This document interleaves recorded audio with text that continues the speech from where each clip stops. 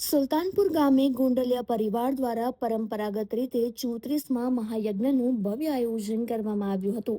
3 દિવસ ચાલેલા આ મહોત્સવમાં પ્રથમ દિવસે શોભાયાત્રા અને દેવસ્થાપન, બીજા દિવસે શાસ્ત્રોક્ત વિધિ સાથે મહાયજ્ઞ તથા રાત્રે લોક ડાયરો અને રામા મંડળ જેવા સાંસ્કૃતિક કાર્યક્રમો યોજાયા હતા।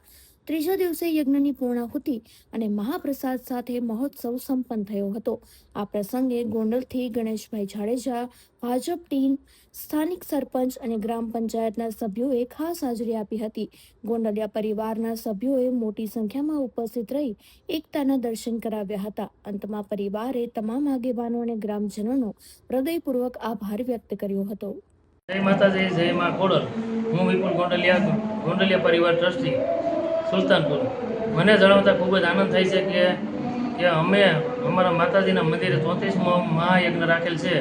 એમાં અમે પહેલા દિવસે દાંડિયા રાસનો કાર્યક્રમ રાખીએ છીએ, બીજા દિવસે શોભાયાત્રા અને રાઈટનો મનોરંજન કાર્યક્રમ રાખીએ છીએ અને ત્રીજા દિવસે અમારે મહાયજ્ઞ હોય છે।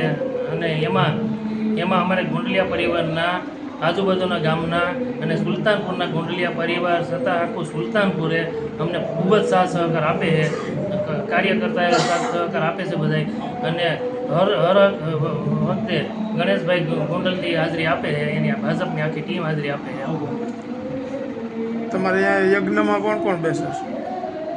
યજ્ઞમાં આખું ગોંડલિયા પરિવારને બધાને છૂટ હોય કે ગમે એને બેહવું એને છૂટ હોય। આ વર્ષે અમારે 27 પાટલા થયા છે। અમારા હાઈસમાં હાઈસ પાટલા અમારે 71 પાટલા લગીને થઈ ગયેલા છે। યજ્ઞમાં રસોડાનું આયોજન કેવી રીતના હોય?